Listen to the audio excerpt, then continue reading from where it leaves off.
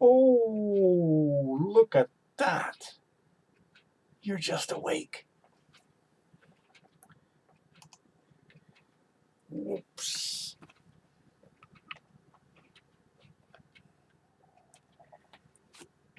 This is Qin, the Emperor of China, 2,000 years ago, who ruled with an iron fist, built the Great Wall, unified China,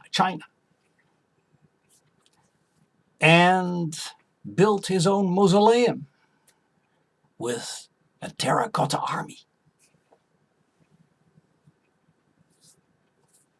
He was greatly admired by Mao, who boasted that he was tougher than Qin.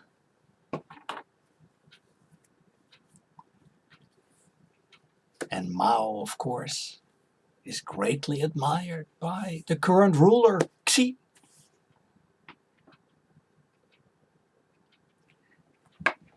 You see, China is a black box,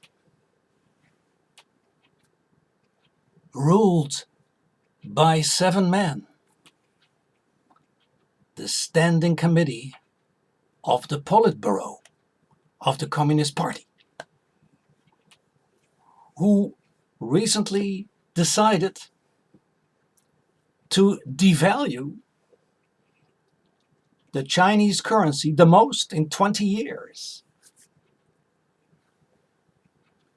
And alarm bells are ringing all over the world. Is China about to export its overcapacity and deflation to the rest of the world? Or is it a move to a more market-based exchange rate, which is required to become a reserve currency as part of the currency basket of the IMF? Or was it in response to the huge capital flights, the huge hot money fleeing China despite capital controls? Or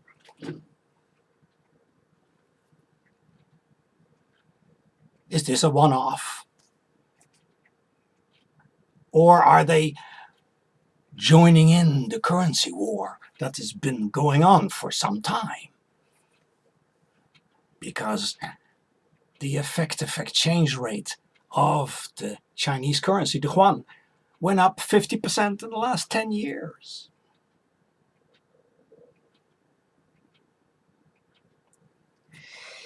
Does China have a crash landing ahead, causing a global deflationary spiral? Is this the end of the party? Or is there another party? Is China losing control? Does the leadership have a clue how markets work? Moreover, is the one-party state under threat? And will China be put into reverse?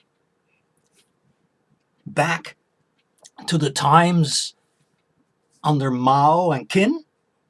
Will there be a new cultural revolution?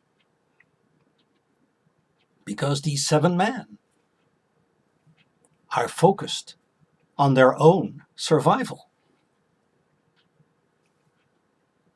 Dissent cannot be tolerated.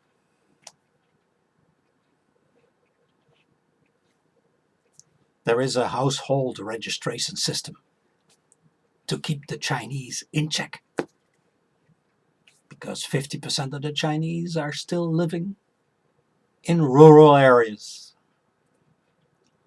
on a few dollars a day.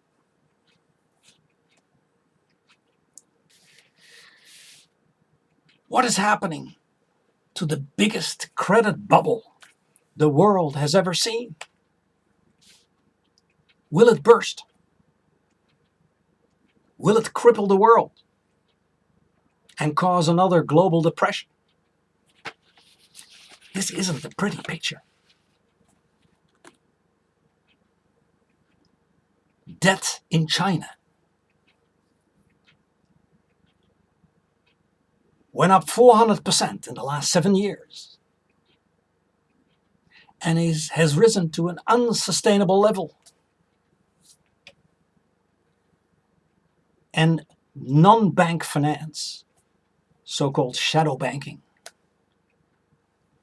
went totally out of control. Will we see the next leg down in commodity prices and in emerging market currencies? Will there now be less recycling of Asian capital to the West, causing an increase in the cost of capital in the West?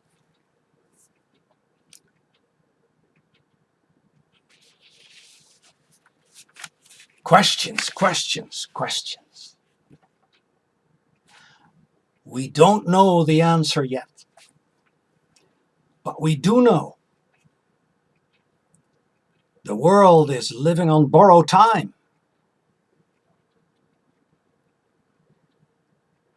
Because what happened here? We've had a period of a few decades that we had falsified supply-demand in commodities and in assets, partially helped by the pumping up of the central banks. But now, all this overcapacity in China that was caused by the fact that things were built not on the basis of return, but because local party officials told them to be built, because there is a lot of skimming going on every time something is built. That was their model. And now China's had 40 months of serious deflation in wholesale prices. There is huge stockpiling, huge ghost towns, ghost airports. There are tens of millions of empty apartments, often without bathrooms. So, this is comparable to what happened in 1840, 1845, the big railroad boom in America and in Britain, and bust. Railroads were built to nowhere, and a 30-year economic depression followed. That's why commodity prices may have gone down 50, 70%, but they have to go down to their marginal cost in order to stop overproduction. And it's comparable to what happened in the 1920s. Go back 80, 90 years. In 1922, commodity prices collapsed. Many countries were already in an economic depression. But the mild deflation of the 20s caused a big party, the Great Gatsby. And the Federal Reserve decided to add a coup de whiskey, and we had this stock market bubble between 1927-29, which of course ended in a bust followed by an economic depression and war. So what are all these collapses in commodity prices telling you? That we're already in a depression with excessive debt levels everywhere. Forget 2008. That was a banking crisis, but only 10% of the derivatives were in trouble. The next crisis will be scores of countries going bankrupt. This is not a pretty picture. But we don't know the timing. But better be prepared.